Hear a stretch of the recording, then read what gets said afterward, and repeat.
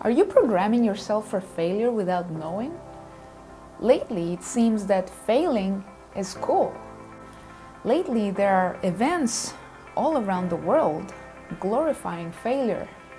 And what is happening behind the scenes when a startup, when an entrepreneur, when you fail?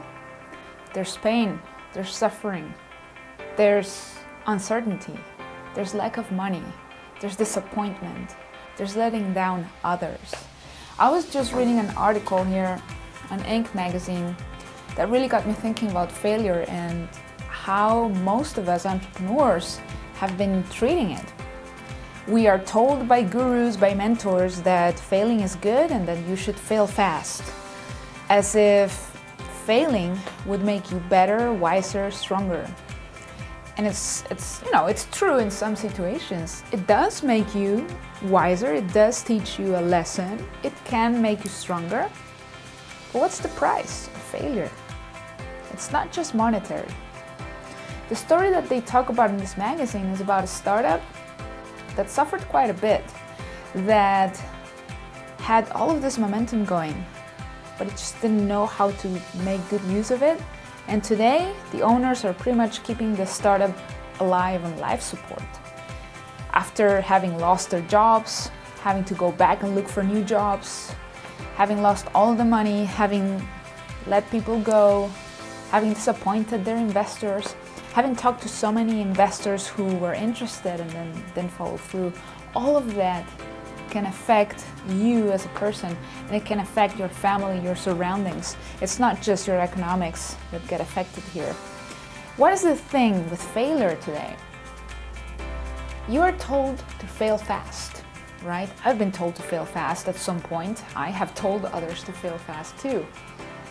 But the problem with that is that you get started with failure as your primary objective, when success should be your aim.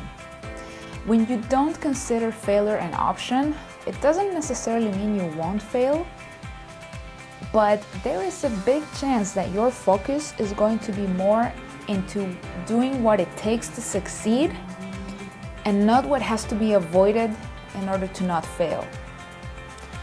When you see success as your aim, when you see success as plan A, when there is no plan B, you work harder, you're more persistent, and you don't have this consolation that, well, you know what, if I fail, it's okay, it is acceptable socially, and it'll teach me a lesson, and it's going to go as a deposit into my knowledge base or my knowledge bank. It's not always like that. Sometimes failure can affect you way more than you would think.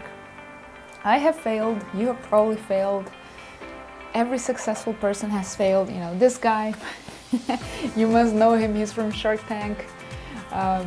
He has failed, you know, everybody has failed.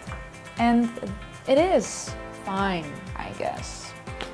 But don't start with the misconception that failing is cool and that you should fail and that you must fail first if you want to succeed, because that's not always the case, and that doesn't have to be the case for you. You are not a statistic, okay? You're a person, and it's okay to look at statistics, to have a guidance, to know what's going on in the world of startups or entrepreneurs or whatever it is. But at the end of the day, we are not a statistic. We are people. We have feelings. And I want you to really consider how you feel about failure and to not really mess things up here.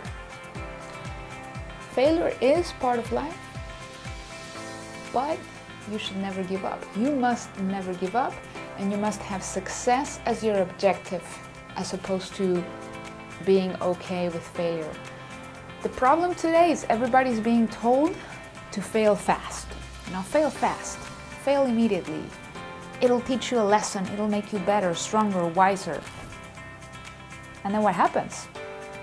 Not everybody fails and then succeeds. Just because you failed first doesn't guarantee you'll succeed second. You could keep failing because you've been programmed. Program yourself for success Be somehow ready and prepared for failure, but never give up. Success has to be your number one goal. And don't let anybody tell you it's okay to fail. Tell yourself it's not okay to fail. And you won't fail if you don't give up. You'll only fail if you give up. That's what has to happen for you to fail. For you to succeed, you have to be persistent, and you have to look at success as the only way. It might take longer, but it has to be your aim, it has to be your final goal, and you have to define what success means to you. Because just as there are a lot of people out there telling you to fail, there are a lot of people out there telling you what success is for them.